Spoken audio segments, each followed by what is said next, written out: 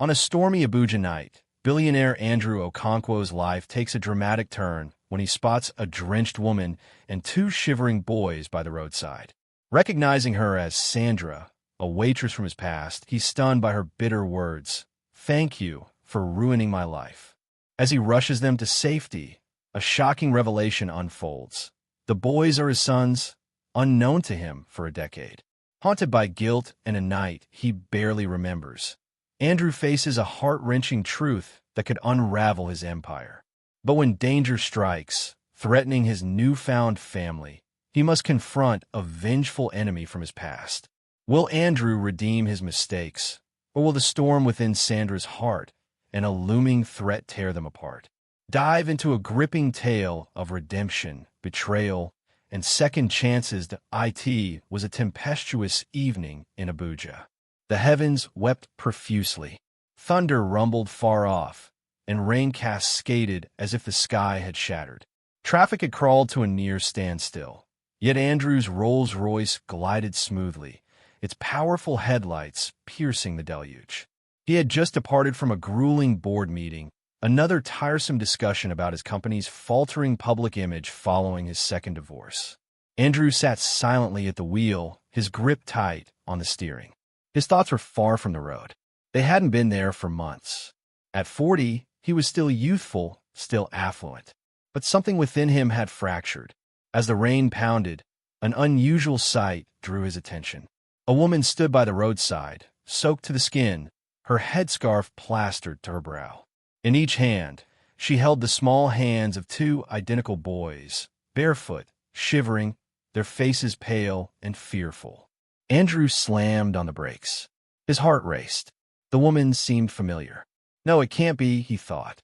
He rolled down the window, allowing wind and rain to rush inside. "Sandra," he called out, uncertain if his voice could compete with the thunder. The woman stiffened. 1 second, 2 seconds. Then she slowly turned her head. It was her. Her gaze met his. Those eyes he once knew from behind the waitress counter. Those eyes he had gazed into that night. But now they were different, exhausted, furious, filled with an emotion he couldn't name.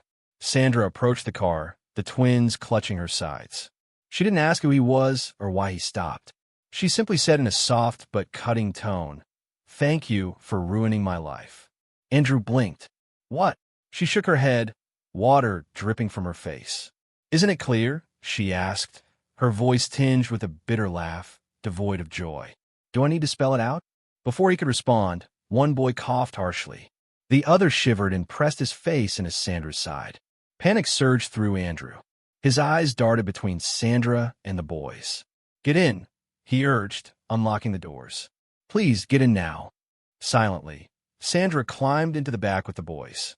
Andrew made a swift U-turn and raced toward a private hospital. As the car sped along, Sandra remained silent. The boys clung to her, cold and scared.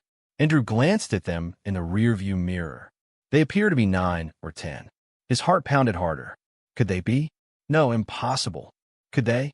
Memories of that night flooded back like a lightning strike. He'd been intoxicated. She'd driven him home. His recollection was hazy. Only fragments, her helping him inside. His grip tightened on the wheel as they reached the hospital. Sandra stared straight ahead, not shedding a tear. Andrew leapt out, hurried to open the door, and help carry the boys inside. Sandra followed at a slower pace. In the clinic, the doctor took the twins for examination. Andrew paced. Restlessly, Sandra sat quietly in the waiting area, water still dripping from her soaked clothes. He turned to her. "I'm sorry, Sandra. I didn't know. I swear." She raised a hand. Don't say sorry just because you're lost." He stared at her. "I tried to find you," she said, her voice trembling for the first time. "But you were gone, moved away abroad. I didn't even know your surname." Andrew felt his legs weaken. Then the doctor returned, holding a folder. "Mr. Andrew, can we speak privately?" Andrew nodded. In the doctor's office, the truth hit him like a freight train. "They're your children, Mr. Andrew," the doctor said. A perfect match. Andrew's knees gave way. He didn't sit. He collapsed. On the white-tiled floor, he knelt, hands covering his face, tears streaming down. My God, he whispered. I have children. The man who'd been told by 2 ex-wives he was the reason they couldn't conceive. The man who'd begun to believe he'd never be a father. Now 2 boys his own blood. Andrew stumbled out of the room, tears still falling. Sandra rose as he approached. He dropped to his knees before her. I'm so sorry, he sobbed. I didn't know. Please forgive me. Sandra looked down, her expression unreadable. You abandoned me, Andrew, she said. Pregnant, alone. I begged. I suffered. I nearly gave up. Just then, the twins ran into the hallway, each clutching a juice box from a nurse. They stopped seeing Andrew on his knees. Mom, Jerry whispered. Sandra looked at them and forced a smile. It's okay, boys, she said softly. It's okay. But inside, nothing was okay. Not yet. Not even close. The rain had ceased, but a storm still raged in Sandra's heart. Andrew drove in silence, eyes fixed on the road. In the back, Sandra sat beside the twins, now dry and asleep, wrapped in hospital blankets. She watched their peaceful breathing, a rarity when they were hungry or cold. Andrew finally spoke. You're coming to my house, he said. Sandra didn't reply, her gaze on her sons. He glanced at her in the mirror. Sandra, let me make this right. She closed her eyes. You can't undo a decade, she whispered, but she didn't stop him. Not yet. The car pulled up to a grand black gate in Maitama, Andrew's mansion. The guards, puzzled but dutiful, opened it. Golden lights illuminated the driveway, flowers lining both sides. A Rolls-Royce garage stood beside a fountain. The house seemed like a dream. Sandra wasn't in the mood for dreams. She stepped out barefoot. The boys woke, their eyes wide at the mansion. Mom, is this heaven? Jeremiah asked quietly. Sandra gave a faint smile and hugged him. No, baby, not heaven. Just a place I never thought I'd return to with a man who altered my life in one night. Andrew's staff bustled at her arrival. A maid fetched towels. The chef peeked from the hall. The housekeeper muttered, staring at Sandra's muddy wrapper. Prepare 2 guest rooms upstairs, Andrew commanded. And get something warm for the boys. He turned to Sandra. Please use my sister's room. She's not here anymore. Sandra gave a slight nod. Before following the maid, she met his gaze. If you think gold walls and roses will impress me, don't bother. I'm not here for your wealth.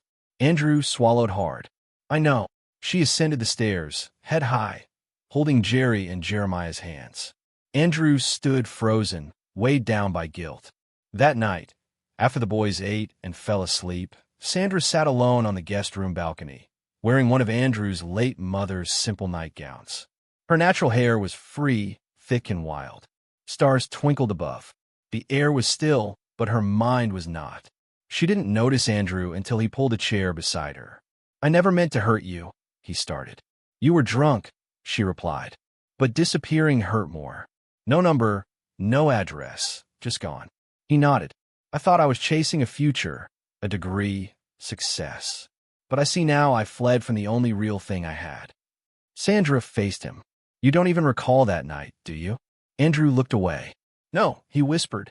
Fragments, you driving me, helping me inside. Then it's a blur. I've carried shame for years, but I didn't know I left you with this. His voice broke. 2 boys, my sons. Sandra, why didn't you tell me? She gave a bitter laugh. Tell you when? How? I was a waitress. You were a billionaire who vanished. You don't know what it's like to be pregnant and homeless. I begged. I scrubbed floors. I nearly sold my late father's radio for baby food. Andrew wiped a tear. I can't imagine. You can't, she said quietly. A long silence followed. I had 2 marriages, he said abruptly. Both failed because they blamed me for not having kids. I got tested. Doctor said I was fine, but I believed them. Sandra looked at him sharply. You thought you were cursed. He nodded. But now I know I wasn't the problem. His eyes shone as he looked at her. Then my blessing. The next morning, Sandra stood in the vast kitchen, helping the cook with breakfast, refusing to be idle. Jerry and Jeremiah sat at the marble counter, laughing over scrambled eggs and sausages, food they'd only dreamed of. Andrew entered and paused at the door, his heart warmed. Sandra, the woman he'd left behind, was now in his home, feeding their sons. After breakfast, he said. We're going to the store. You and the boys need everything. Clothes, books, shoes. Sandra looked up. We don't need charity. This isn't charity. It's me being a father, he said firmly. She studied him, then nodded slowly. Later, they visited the city's finest mall. Sandra stood uneasily in the women's section, unsure what to choose. But the twins ran free, darting between sneakers, backpacks, and superhero lunchboxes. Andrew watched, laughing, tears in his eyes. It felt like home, but not everyone was pleased. A flashy woman across the aisle watched them with piercing eyes. Stella, Andrew's second ex-wife. She approached, a fake smile on her lips. Well, Andrew, shopping with a new family? Andrew tensed. Sandra glanced at the woman, unsure of her identity. Stella eyed Sandra. Waitress, right? You served us at that upscale restaurant. What's this? A charity case. Andrew stepped in front of Sandra. She's the mother of my children. Mind your words. Stella blinked. Children? You? Impossible. Andrew smiled proudly, resting a hand on Jerry's shoulder. Not anymore. He walked away with his family. Stella stood stunned, speechless. That night, as Sandra tucked the boys into their soft new beds, she paused. Jerry turned to her. Mom, are we staying here forever? She hesitated, then nodded. For now. But a voice inside whispered, Can you trust him? What if he changes? What if this peace fades? As she kissed Jeremiah goodnight, footsteps sounded behind her. Andrew stood at the door, holding a brown envelope. I got you something, he said quietly. Sandra opened it. A nursing school admission letter with her name. Tears welled in her eyes. She looked at him, speechless. I want you to achieve your dreams, he said. But before she could respond, a loud crash came from downstairs. A window had shattered. Someone had broken into the mansion. The alarm screamed through the night. Andrew raced downstairs, barefoot, heart pounding. Sandra held the boys upstairs, crouching by the staircase wall, arms trembling but steady. She listened to the shouts below. Stay here, she whispered to Jerry and Jeremiah. Don't move, no matter what. The twins nodded, fear etched on their faces. Downstairs, Andrew found a broken window in the sitting room. Glass shards littered the marble floor like ice. Curtains flapped in the wind. 2 security guards were inside, weapons drawn. Who got in? Andrew shouted, panic in his voice. No one, sir. They must have fled. But the intruder knew the security system. No cameras caught them. Andrew stepped over the glass and found a small, engraved gold ring. His blood chilled. He recognized it. His older brother, Desmond's. A decade ago, Desmond was set to inherit their father's empire. But after a fraud and embezzlement scandal, Andrew had to take over and clean up. Desmond vanished. Until now. Upstairs, Sandra rocked her sons gently. Andrew returned, catching his breath. It's okay, he said. You're safe. Guards are everywhere. Who was it? Sandra asked. Andrew hesitated. Someone from my past. Sandra studied him. There's more, isn't there? He nodded, sitting on a hallway bench. I think my brother's back. And if I'm right, he's not here for a reunion. The next day, Andrew hired a private investigator and bolstered the mansion's security. Sandra, though shaken, pressed on, starting nursing school classes. She studied late after the boys slept, determined to prove herself at 30.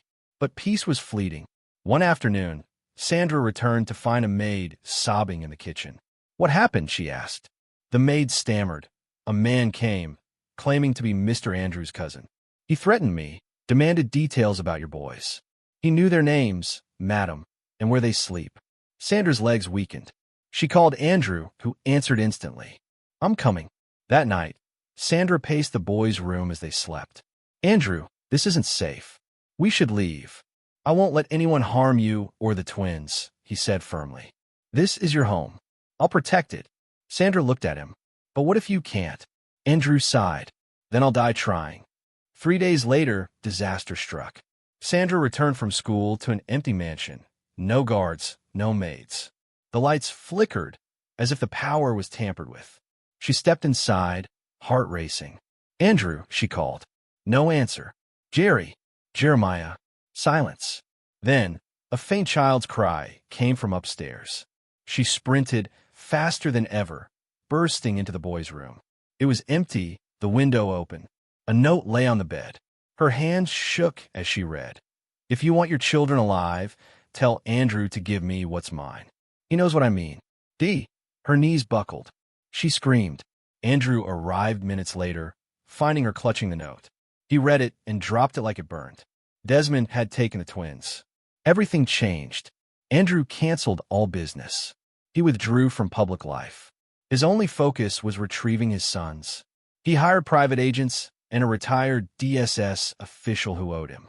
Sandra stopped attending school, staying by the mansion's window daily, praying for any sign of Jerry and Jeremiah. One night, her phone rang, an unknown number. She answered, voice breaking. "Hello. Hello, Sandra," a gruff voice said. "Don't scream. I just want to talk." It was Desmond. "Where are my children?" she cried. "Safe, for now," he said coldly. "But if your boyfriend doesn't give me the company shares our father left us both, you'll never see them again. Please, they're just kids." "You have 48 hours," he said. "Tell Andrew to decide, or I'll send pieces." The line went dead. Sandra collapsed. Andrew rushed in. "Sandra." She looked up terrified. "He gave us 48 hours. Andrew's jaw clenched. "No," he growled. "This ends tonight." At midnight, Andrew entered the underground vault in his father's old office, untouched for years. Inside were documents, birthrights, shares, deeds, and a sealed envelope that sparked the family feud. It clicked. Desmond knew their father split the shares equally, but Andrew was chosen to manage them due to Desmond's recklessness. Now he sought vengeance. At the mansion, Sandra sat in the twins' empty room, clutching their pillows, their scents lingering. She hadn't eaten or slept. Their voices haunted her. "Mom, can we sleep beside you? Can we have a car for breakfast?" Tears fell. She'd endured so much, but this shattered her. She prayed desperately, "God, I birthed them in pain, raised them in poverty. Don't let them die like this." The door creaked. Andrew stood there in black jeans and a leather jacket. "I'm meeting him," he said quietly. Sandra leapt up. "No, that's what he wants. You can't go alone. I won't let him hurt our children.